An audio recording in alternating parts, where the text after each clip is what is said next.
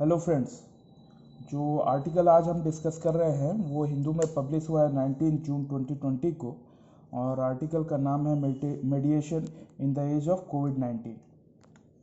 और इस आर्टिकल की मैंने मैपिंग कर रखी है, जैसा कि आप देख सकते हैं कि मेरा मैप कंसिस्ट है 3 पॉइंट से ABC। और C बेसिकली यहाँ पर आपको उस आर्टिकल का एक कॉन्टेक्स्ट देता है, जिसके लिए आपको you should have some little background knowledge. जैसे कि जनरली किसी भी जब दो पार्टियों के बीच में डिस्प्यूट होता है तो वो डिस्प्यूट को रेजोल्यूशन का मैकेनिज्म किस तरीके का होता है, नॉर्मल कन्वेंशनल वे किस तरीके से है, और अभी जो नई चीज़ें आ रही हैं उसमें किस तरीके से मेडिएशन या डिस्प्यूट रेजोल्यूशन के लिए वर्क होता है, और कोविड-19 सिचुएशन किस तरीके से इन सारी जो डिस्प्यूट रेजोल्यूशन के जो डिफरेंट इंस्ट्रूमेंट्स हैं उनको कैसे अफेक्ट कर रही है। क्योंकि बेसिकली यहाँ पर हम ये देख रहे हैं कि due to lockdown situation transport पूरा बंद हो गया, और एक तरीके से क्राउड इकट्ठा होने के लिए एक बैन है, क्योंकि उससे एक तरीके से हेल्थ हजार्ड है, क्योंकि ये ट्रांसमिशन इसका वायरस का होता है 1-to-1 कांटेक्ट में आने से। तो उस कॉन्टेक्स्ट में एक न्यू कल्चर, एक न्यू इंस्ट्रूमेंट डिस्प्यूट रेजोल्यूशन के लिए इवॉल्व करने की ज़रूरत है, और उसी संबंध में ये आर्टिकल लिखा गया है। और इस आर्टिकल के लिए कुछ लेजिस्लेटिव और गवर्नमेंट के सपोर्ट भी चाहिए, जिससे कि ये मेन स्ट्रीम में आ सके। तो यहाँ पर हम देखते हैं कि एक जो डायरेक्शन है डिस्प्यूट रेजोल्यूशन का, वो एक न्यू वे में न्यू तौर तरीके अपनाने के लिए अग्रसर है। तो जो इसमें ओल्ड मेथड है वो बेसिकली हम देखते हैं कि नॉर्मली जो हम जानते हैं वो एडवर्सियल मेथड है। एडवर्सियल मेथड है जिसमें कि बेसिकली थ्रू एडवोकेसी, जिसमें दो पार्टियां होती हैं, दोनों पार्टियों के बीच में चाहे वो किसी क्रिमिनल इंसिडेंट या किसी लीगल डिस्प्यूट या किसी कमर्शियल डिस्प्यूट को लेके दो पार्टियां के बीच में डिस्प्यूट होता है, और दोनों पार्टियों के अपने अपने लॉयर होते हैं जो अपने अपने पार्टी के सपोर्ट में एडवोकेसी करते हैं। और उसमें बेसिकली वो उसका जो सलूशन ये होता है कि एक पार्टी विन करती है, एक पार्टी लूज करती है। तो इसका जो एक अप्रोच होता है इस एडवोकेसी का, वो एडवोकेसी का अप्रोच होता है विन और लूज अप्रोच होता है। और ये जो जिस इन्वायरमेंट में ये एडवोकेसी की जाती है, ये एक ओपन सेटिंग होती है जहाँ पर लॉयर्स होते हैं, दोनों पार्टीज होते हैं, लीगल रिप्रेजेंटेटिव उनके होते हैं, और जो भी कंसर्न लोग रहते हैं, विटनेस हो गए या जो भी और कंसर्न उस केस से लोग रहते हैं, इंक्लूडिंग जो जजेस भी रहते हैं, जो कि इन सारी चीज़ों पे अपना फैसला देते हैं।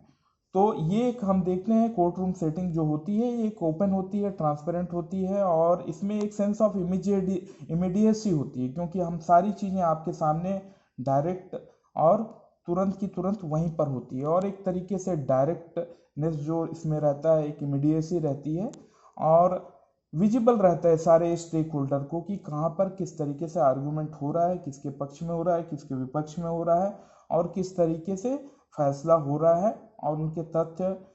के आधार पे सारी लोग उन सारी चीज़ों को विटनेस कर सकते हैं। लेकिन इसके अपने खामियाजा है, इसको करने के अपने कुछ नुकसान भी हैं। और अभी पर्टिकुलर जो एक नई सिचुएशन जो हमारी कोविड-19 की बनी है, उसमें हम देखते हैं कि एक तरीके से जो असेंबली है उसमें एक तरीके से बैन लग गया है, क्योंकि आप लोगों को असेंबल नहीं कर सकते, क्योंकि वो एक हेल्थ रिस्क है। तो उस सिचुएशन में जो एक मेडिएशन का एक न्यू जो मतलब रिसेंटली जो पॉपुलर हो रहा है, मेडिएशन का स्ट्रक्चर्ड मेडिएशन की टेक्निक डिस्प्यूट रेजोल्यूशन के लिए ऑथर इसको रिकमेंड कर रहा है। तो जो मेडिएशन बेसिकली किस तरीके से जो एडवर्सियल जो सिस्टम है उससे किस तरीके से डिफरेंट है, क्योंकि हम एडवर्सियल सिस्टम में हम देखते हैं कि उसमें विन और लूज का अप्रोच होता है, एक पार्टी जीतती है, दूसरी पार्टी हारती है, और उसमें आपकी एडवोकेसी होती है दोनों पक्ष के द्वारा। लेकिन यहाँ पर जो मेडिएशन है, मेडिएशन का जो अप्रोच थोड़ा डिफरेंट होता है। मेडिएशन विन और लूज के अप्रोच में काम नहीं करता, बल्कि दोनों पार्टियों के बीच में कंसेंसस बनाने का प्रयास करता है, एक मिडिल ग्राउंड बनाने का प्रयास करता है, जिससे कि कोई प्रैक्टिकल सलूशन निकल के आए, ना कि एक तरफा फैसला हो। बल्कि एक मिडिल वे, एक बीच का रास्ता हम निकालें जिससे कि हम उस प्रॉब्लम को का प्रैक्टिकल सलूशन दे सकें और जो कि ड्यूरेबल हो, सस्टेनेबल सलूशन हो, क्योंकि उसमें दोनों पार्टी कुछ गिव एंड टेक करके, कंप्रोमाइज करके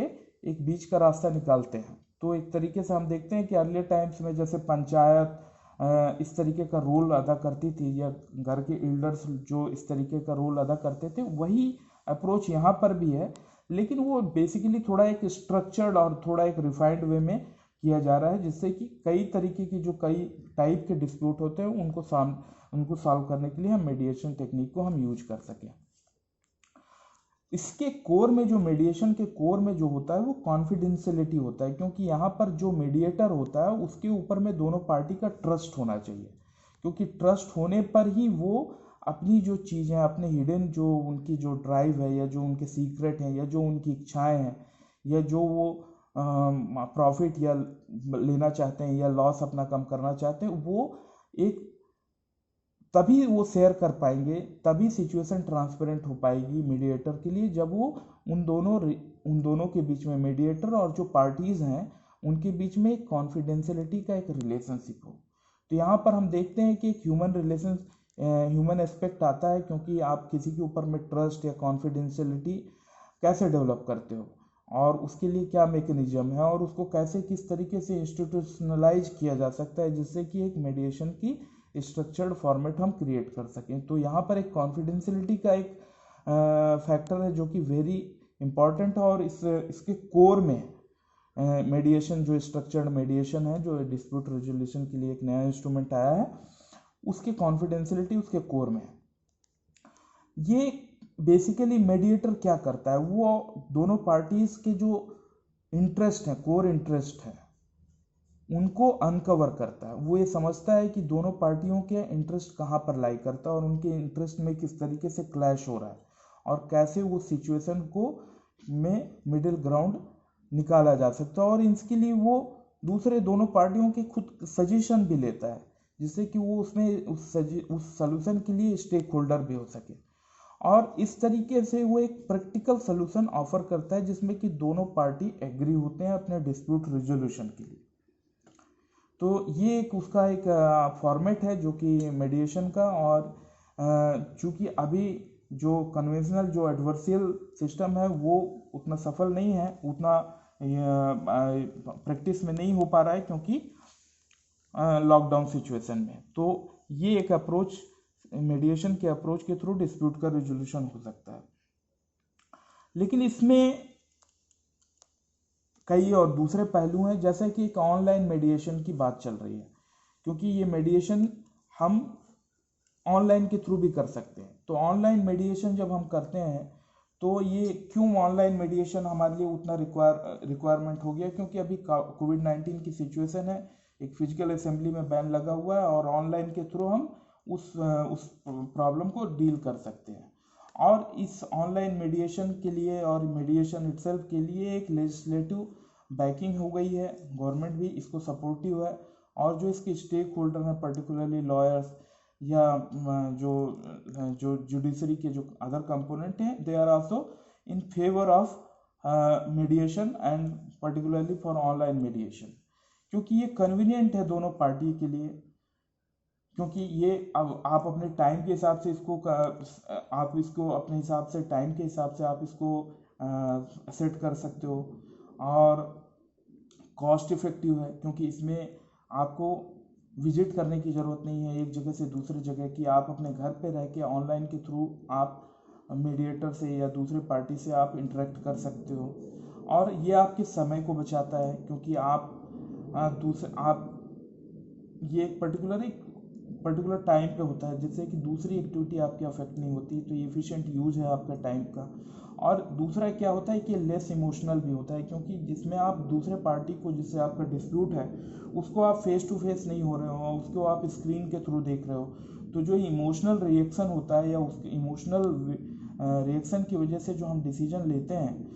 वो चीज़ का इफेक्ट कम होता है, क्योंकि एक तरीके से आप में फेस टू फेस कांटेक्ट हटा देता है, तो ये लेस इमोशनल हो जाता है, और आपको ऑब्जेक्टिवली सोचने के लिए, पार्टीज को ऑब्जेक्टिवली सोचने के लिए, लेस इमोशनल वे में सोचने के लिए हेल्पफुल रहता है। और ये किसी भी लोकेशन में किया जा सकता है। सपोज इंटरनेशनल डिस्प्यूट है तो उसके लिए पार्टी को दूसरे कंट्री में जाने की ज़रूरत नहीं है, क्योंकि आप किसी भी लोकेशन से अपने डिस्प्यूट को मीडिएशन के थ्रू रिजॉल्व कर सकते हो। तो इस तरीके के बेनिफिट हैं जो कि कोविड-19 सिचुएशन में के लिए जो सिचुएशन बन रही है उसमें ये हमारे को सपोर्टिव ही है। और कोविड-19 सिचुएशन में के होते हुए भी हम इन सारी चीज़ों को, अपने डिस्प्यूट रेजोल्यूशन को ऑनलाइन मीडिएशन के थ्रू कर सकते हैं। लेकिन इसमें कुछ दूसरे इश्यूज भी हैं जो कि हमको देखना है कि कॉन्फिडेंशियलिटी, जो कि इसका एक सेंटर है मीडिएशन का स्ट्रक्चर, मीडिएशन के सेंटर में कॉन्फिडेंशियलिटी है between mediator and the parties, वो कॉन्फिडेंशियलिटी ब्रेक नहीं होना चाहिए और उसको किस तरीके से इम्प्रूव किया जाए और उसके लिए किस तरीके से पीनल प्रोविज़न भी किया जाए। क्योंकि अगर आप कॉन्फिडेंशियलिटी ब्रेक करते हो तो आप पूरे इस जो स्ट्रक्चर मीडिएशन के ऊपर जो लोगों का ट्रस्ट है उसको आप ब्रेक करते हो। तो इसमें कॉन्फिडेंशियलिटी को लेके किस तरीके से एक प्रोफेशनलिज्म आना चाहिए और किस तरीके से अगर इसके वायलेशन होता है तो उसके लिए किस तरीके से उसको डील करने के लिए पीनल प्रोविज़न होना चाहिए, ये चीज़ें भी हमको देखना चाहिए। और कुछ इसके ड्रॉबैक हैं जो कि हमको immediate physical 1-to-1 face to face contact में होने से होता है, क्योंकि कई सारा कम्युनिकेशन इनडायरेक्ट होता है, बॉडी लैंग्वेज के थ्रू होता है। तो वो बेनिफिट आपको यहाँ पर नहीं मिल पाएगा, क्योंकि इसमें एक लैक ऑफ इमीडिएसी होती है, डायरेक्टनेस होता है और नॉन फिजिकल कांटेक्ट इन्वॉल्व होता है। और इसमें आप देखते हो कि टेक्निकल ग्लिच की वजह से भी, जैसे कि अगर बीच में आपके कोई डाटा हैक कर लेता है और आपका जो भी आप बोलते हो, जो भी आप अपने सीक्रेट शेयर करते हो, दैट कैन बी रिकॉर्डेड। और दूसरा क्या है कि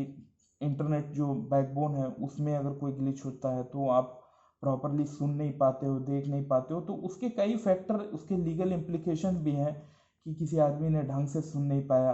या समझ नहीं पाया या देख नहीं पाया, तो उसको किस तरीके से लीगल टर्म पे उसको हम रिजॉल्व करेंगे, ये सारे इश्यूज हैं। तो हम देखते हैं कि टेक्निकल एस्पेक्ट और जो इसका प्रोसीजर है, इसमें भी कई सारे फैक्टर हैं जो कि जिसको हमको देखने की ज़रूरत है, रिजॉल्व करने की ज़रूरत है। लेकिन ओवरऑल ये एक अच्छा सलूशन है डिस्प्यूट रेजोल्यूशन के लिए, ऑनलाइन मीडिएशन। और लोगों को इसकी हैबिट या इसके प्रति क्या कहते हैं जागरूक बनाने की ज़रूरत है, जिससे कि हम जो डिस्प्यूट रेजोल्यूशन में जो कॉस्ट, एनर्जी, टाइम इन्वॉल्व होता है उसको हम कम कर सकें और हम अननेसरी चीज़ों पे अपना एनर्जी ना खर्च करके हम अपने डिस्प्यूट को जल्दी से जल्दी रिजॉल्व करें और प्रोडक्टिव एक्टिविटी में अपने आप को इन्वॉल्व करें। तो ये उसके डायरेक्शन में एक अच्छा अप्रोच है। This conclude my first analysis of Hindu article.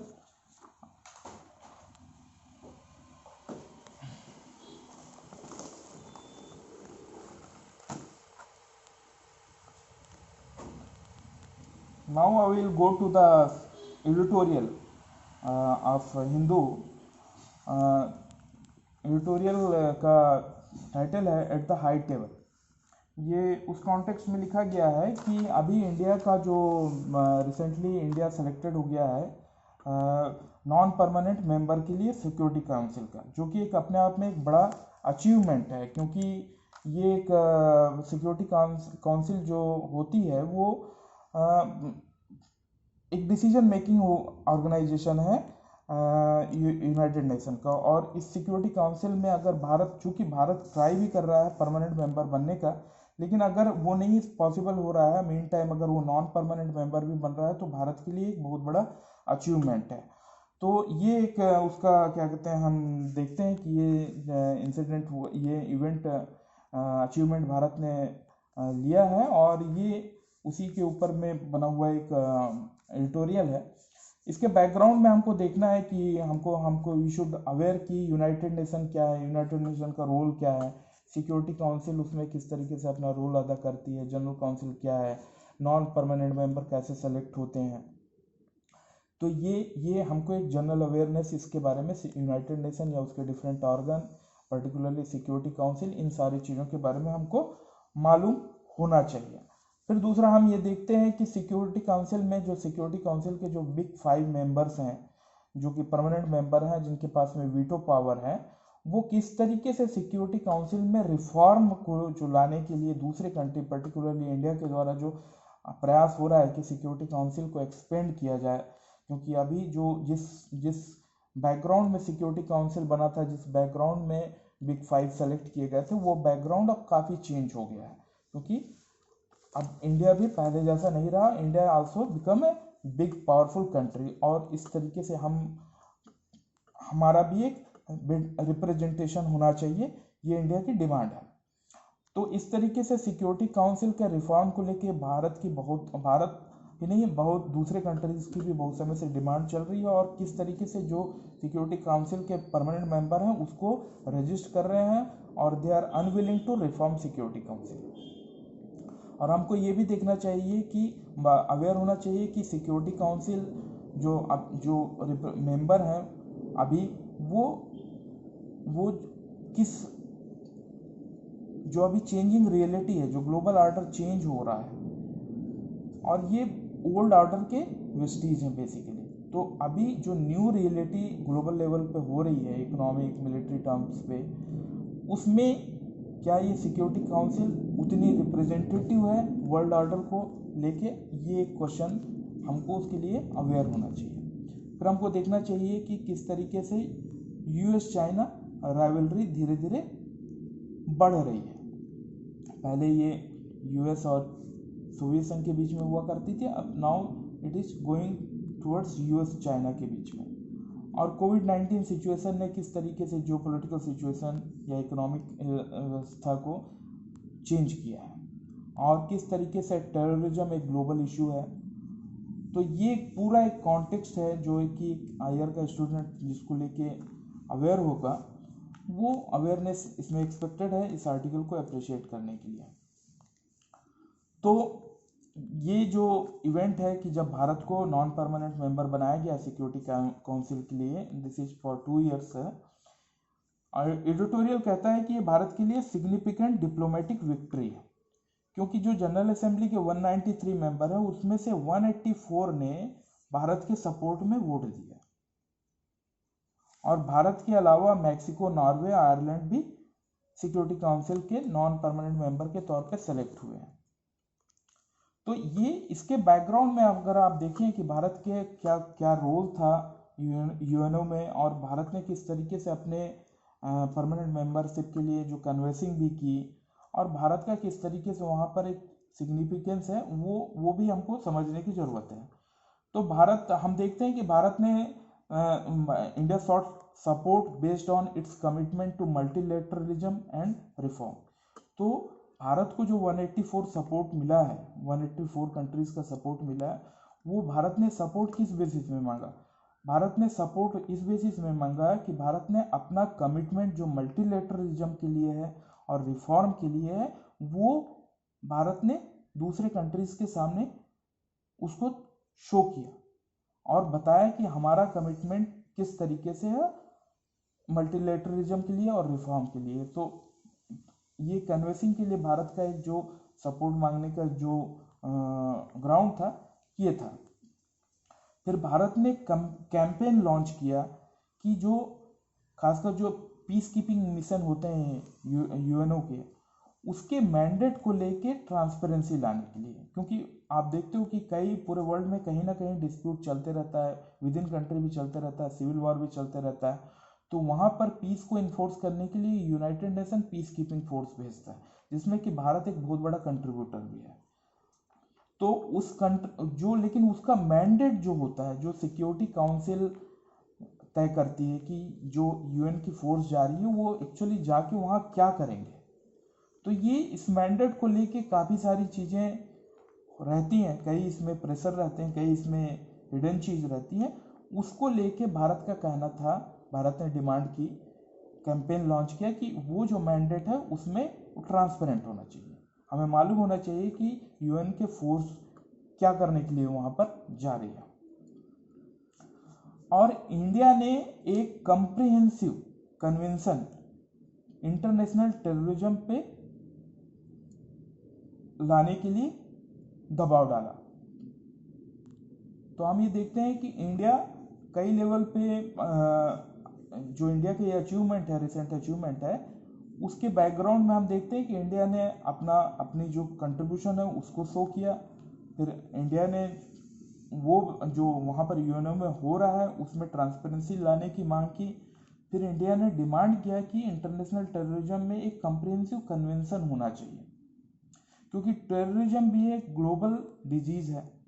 हम देखते हैं कि टेररिज्म को लेके जैसे किसी कंट्री में टेररिज्म है और दूसरी कंट्री उसको सपोर्ट करती है, तो पहली कंट्री के लिए तो वो टेररिस्ट है, लेकिन दूसरी कंट्री उसको फ्रीडम फाइटर के तौर पे उसको प्रोजेक्ट करती है। तो हम देखते हैं कि जो यहाँ पर काफ़ी डिस्प्यूट होता है कि एक कंट्री का टेररिस्ट दूसरे कंट्री का बिकम फ्रीडम फाइटर बन जाता है, जैसे कि हम कश्मीर के संदर्भ में देखते हैं इंडिया और पाकिस्तान के बीच में। तो इसमें लेके ये जो डिस्प्यूट है इसको लेके कन्वेंशन होना चाहिए कि किस तरीके से टेररिज्म को डिफाइन किया जाए और किस तरीके से टेररिज्म को लेके अगेंस्ट में एक ग्लोबल रिस्पॉन्स हो। तो ये एक हमारा बैकग्राउंड देखते हैं कि इंडिया किस तरीके से यूएनओ में रोल प्ले कर रहा है और इंडिया ने किस तरीके से एक मेजर डिप्लोमेटिक विक्ट्री पाई है, जिसमें कि इंडिया को नॉन परमानेंट मेंबर बनाया गया सिक्योरिटी काउंसिल का। लेकिन ये तो ठीक है, ये अचीवमेंट मिल गया, लेकिन इसके साथ में कुछ चैलेंजेस भी इंडिया को लेने हैं। ये चैलेंजेस बेसिकली हमारे एक्सटर्नल अफेयर्स मिनिस्टर ने एक अप्रोच बनाया है, जो कि एक new orientation for reformed multilateral system. ये एक अप्रोच जो external affair minister mister Jaishankar ने बनाया है, वो एक गाइडिंग प्रिंसिपल है इंडिया के लिए कि हमारा किस तरीके से मल्टीलेटरल सिस्टम को, रिफॉर्म मल्टीलेटरल सिस्टम को लेके हमारा एक ओरिएंटेशन होना चाहिए, एक न्यू ओरिएंटेशन होना चाहिए। ये इस डॉक्यूमेंट में, इस अप्रोच में बहुत सारी चीज़ें हैं, I will not go into it, लेकिन एक गाइडिंग प्रिंसिपल के तौर पे हम इस अप्रोच को already laid down by our EM. फिर एडिटोरियल सजेस्ट करता है कि इंडिया को ये अपॉर्चुनिटी, जो सिक्योरिटी काउंसिल का परमानेंट मेंबर बना है, वो अपॉर्चुनिटी यूज करनी चाहिए अलायंसेस बनाने के लिए, लाइक माइंडेड कंट्रीज के साथ में अलायंसेस बनाने के लिए। और हम देखते हैं कि यूनाइटेड नेशन में, पर्टिकुलरली सिक्योरिटी काउंसिल में, बहुत सारे ऐसे इश्यूज रहते हैं जो कि बाईपास कर दिए जाते हैं, उतना ध्यान नहीं दिया जाता है, क्योंकि वो जो बिग 5 कंट्रीज हैं, जो बिग 5 सिक्योरिटी काउंसिल के परमानेंट मेंबर हैं, उनके इंटरेस्ट के बाहर की चीज़ रहती है। इन 5 कंट्रीज के इंटरेस्ट की बाहर की चीज़ है, इस वजह से वो उस पर ध्यान नहीं देंगे, इस वजह से ग्लोबल फोरम पे उसके बारे में डिस्कशन नहीं होगा। तो ये जो एनोमली है, इसको भी एडिटोरियल भारत को सजेस्ट करता है कि आप ऐसे इशू उठाओ जो कि बियॉन्ड कंसर्न या बियॉन्ड इंटरेस्ट ऑफ 5 बिग 5 हो, क्योंकि जरूरी नहीं है कि बिग 5 जिस चीज़ को के लिए इंटरेस्ट हो वही इंटरेस्ट हमारे लिए या वर्ल्ड के लिए रिलेवेंट हो। और आर्टिकल एडिटोरियल सजेस्ट करता है कि भारत को टेकिंग साइड, मतलब किसी डिस्प्यूट की सिचुएशन में ब्लंटली किसी भी एक पक्ष का साइड नहीं लेना चाहिए। वो जो एक टेम्पटेशन होता है कि या तो दिस वे और दैट वे, वो टेम्पटेशन भारत को हटाना चाहिए। वो एक बेसिकली एक वैल्यू बेस्ड या एक पॉलिसी बेस्ड या एक क्या कहते हैं, एक मॉरल इम्परेटिव बेस्ड भारत के डिसीजन होने चाहिए, जो कि जिस पे कि एक लॉन्ग टर्म पे भारत अपनी एक क्रेडिबिलिटी बना पाए। और भारत को ये अपॉर्चुनिटी यूज करनी चाहिए जो मल्टीलेटरलिज्म को बढ़ावा देने के लिए और उस मल्टीलेटरल फोरम में रिफॉर्म लाने के लिए, जैसे कि यूनाइटेड नेशन सिक्योरिटी काउंसिल है, उसमें उसके एजेंडा को में रिफॉर्म को इंक्लूड करने के लिए भारत को प्रयास करना चाहिए। तो ये एक अच्छा एडिटोरियल है और अभी के संदर्भ में काफ़ी रिलेवेंट है। That conclude my second analysis.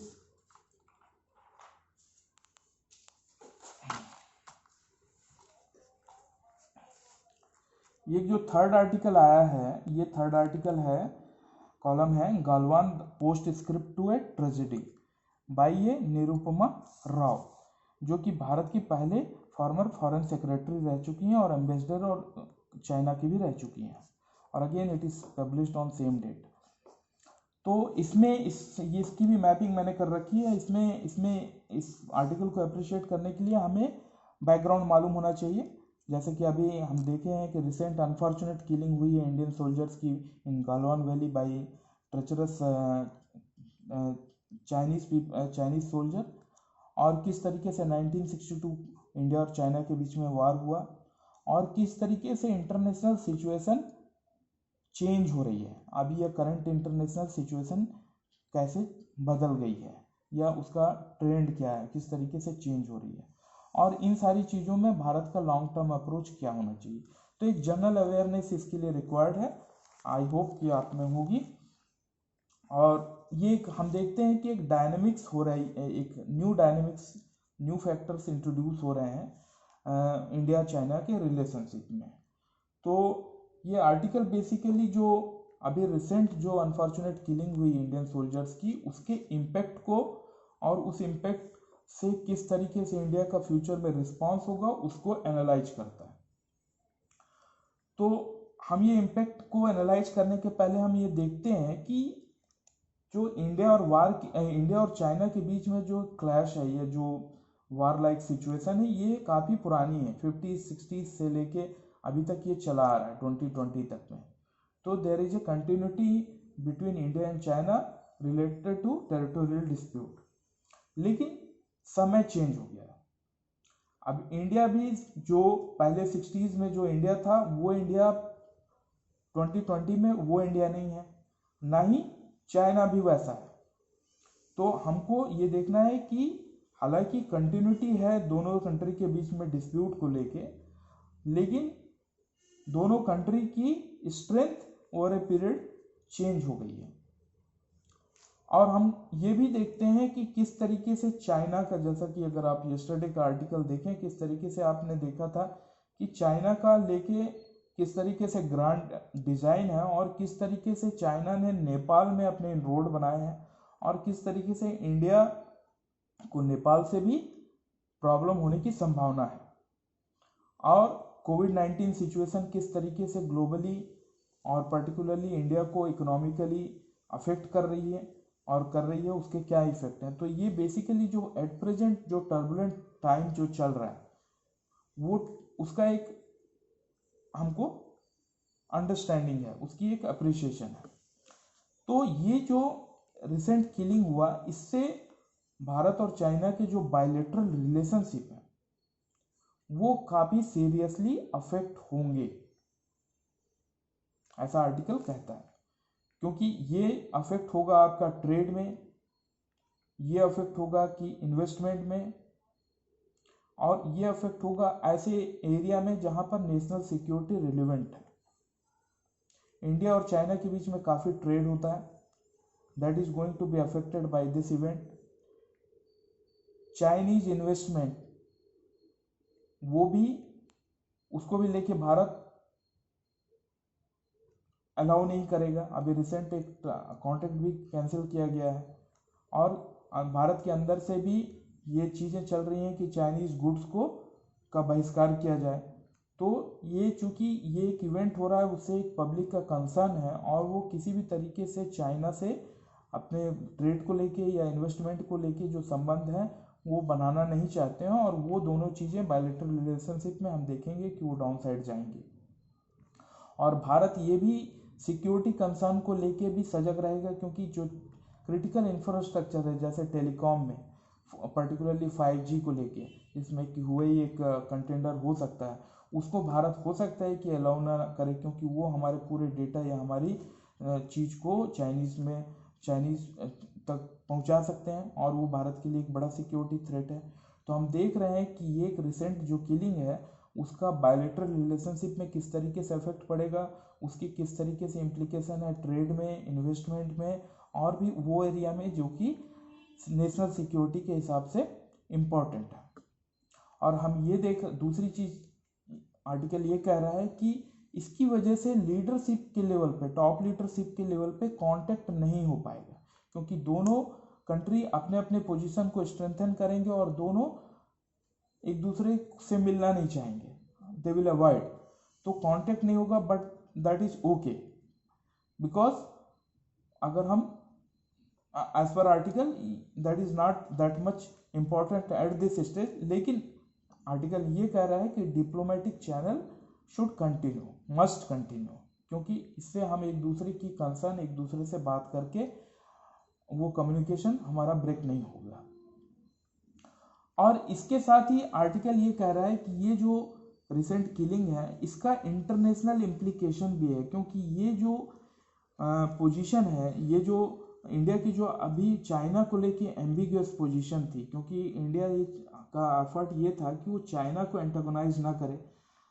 किसी एक खेमे में ना जाए जो कि यूएस ड्रिवन खेमा है, वो सिचुएशन अब चेंज होगी, क्योंकि China is forcing India to take side. तो हम ये देखते हैं कि ये इम्पैक्ट आने का पूरी संभावना है अगर इंडिया और चाइना के बीच में सिचुएशन डिटोरिएट होते हैं, और वो होना चालू हो गए हैं, क्योंकि उसका पहला एग्जाम्पल हमने ये देख लिया है कि भारत के 20 सैनिकों से ज़्यादा की मृत्यु हो गई है। अब ये बैकग्राउंड में इंडिया का रिस्पांस क्या होना चाहिए, तो आर्टिकल ये सजेस्ट करता है कि इंडिया को स्ट्रॉन्ग पॉलिटिकल, इंडिया को इसमें एक स्ट्रॉन्ग पॉलिटिकल डायरेक्शन देना चाहिए बेस्ड ऑन मैच्योर डेलिब्रेशन, जिसमें कि विद इन पॉलिटिकल जो डिसीजन मेकर्स हैं वो एक डेलिब्रेशन करें, जिसमें सारे stakeholder including opposition political party, सारे लोग इसमें इन्वॉल्व हों, ट्रेड बिजनेस भी स्टेक होल्डर हैं, ट्रेड भी स्टेक होल्डर है, पॉलिटिकल पार्टीज स्टेक होल्डर हैं, इनके बीच में एक इंटरनल डेलिब्रेशन करने से के बाद में इंडिया को एक स्ट्रॉन्ग डायरेक्शन देना है, पर्टिकुलरली रिलेशनशिप चाइना को लेकर। और इसके साथ ही एक स्ट्रेटेजिक कम्युनिकेशन के ऊपर में बहुत जोर दिया गया है, क्योंकि अगर हम कम्युनिकेशन में वीक रहेंगे या हम अपनी चीज़ें अच्छे से नहीं बता पाएंगे, तो उस कम्युनिकेशन गैप की वजह से मिसअंडरस्टैंडिंग होगी, वो आपके बारे में, चाइना आपके बारे में कुछ दूसरी चीज़ें अज्यूम करेगा, या विद इन कंट्री कई तरीके की कॉन्स्पिरेसी थ्योरी या कई तरीके का प्रोपेगेंडा या मिस इन्फॉर्मेशन फैलेगा, जो कि देश के हित में नहीं है। तो हमको कम्युनिकेशन के ऊपर में बहुत ध्यान देना है, जिससे कि हम विद इन कंट्री हम सारे लोगों को हमारी जो डिसीजन है या डायरेक्शन है वो हम कम्युनिकेट कर पाएँ, और same thing we can convey to China also. So effective strategic communication is also very important here. और दूसरा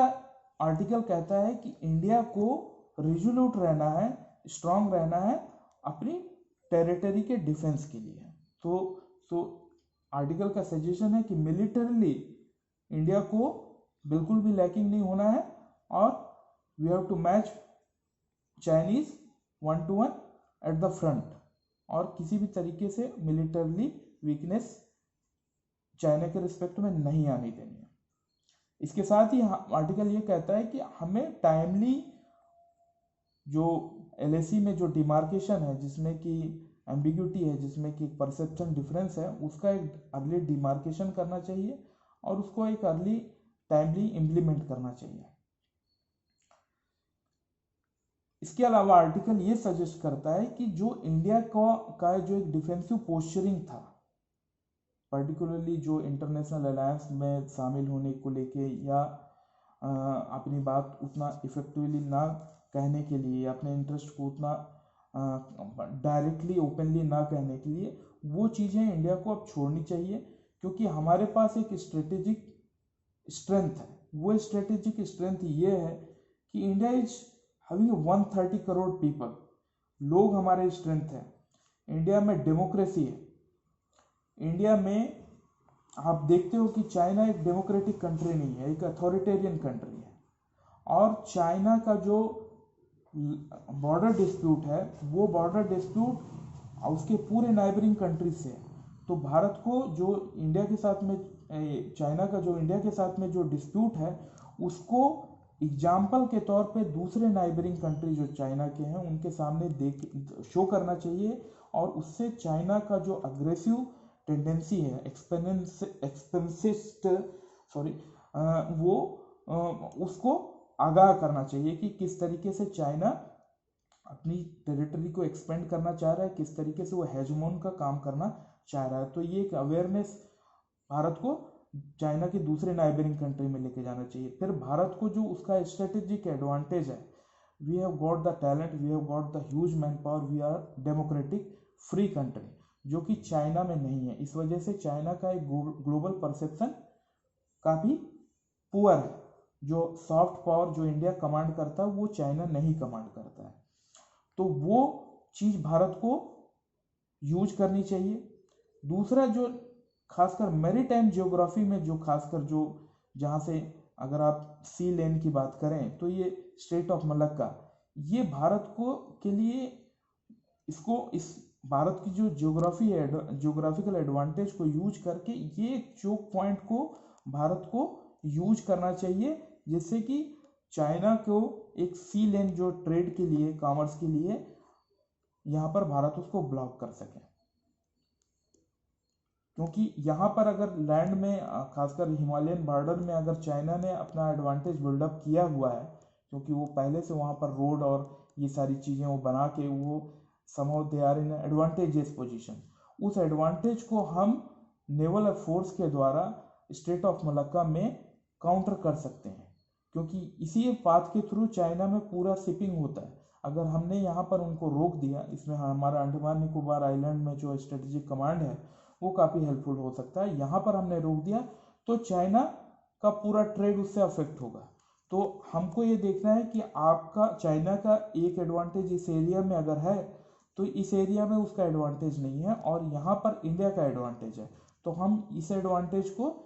इस एडवांटेज से कैंसिल आउट कर सकते हैं। तो इस तरीके से एक मैसेज हम चाहे करें ना करें, लेकिन एक मैसेज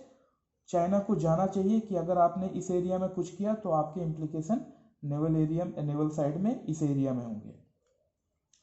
और भारत को एक अलायंस जो खासकर यूएस ड्रिवन अलायंस है, इसमें कार्ड हो गया, एशियान हो गया, या एक जो क्या कहते हैं चाइना को कंटेनमेंट स्ट्रेटेजी के हिसाब से जो एक अलायंस बन रहा है, उसमें भारत को और मुखर होना चाहिए, और एक जो हेजिटेशन या एक जो एम्बिग्यूटी थी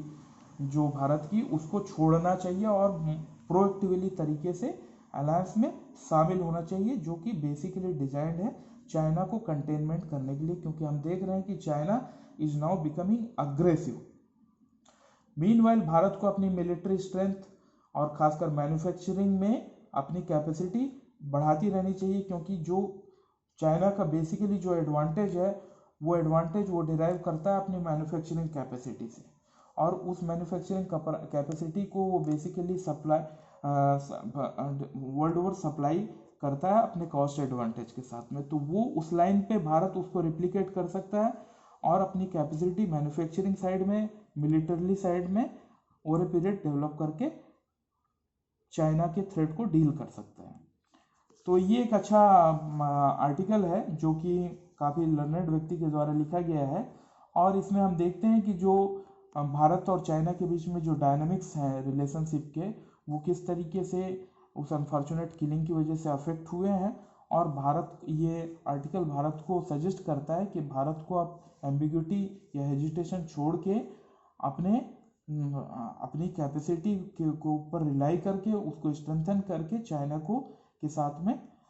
उसको चैलेंज करना चाहिए। क्योंकि अगर हमने ये नहीं किया तो वो चाइना दिनों दिन और अग्रेशन शो करेगा, क्योंकि वो भारत को उसकी का पीसफुल जो ओवरचर है उसको वो उसकी वीकनेस कंसीडर करेगा। So this conclude my third analysis of Hindu articles. So I hope कि ये सारी चीज़ें आपको कॉन्सेप्ट को या आपके अंडरस्टैंडिंग को इम्प्रूव करने में हेल्प करेंगी। Please like and share and subscribe my channel. Thank you.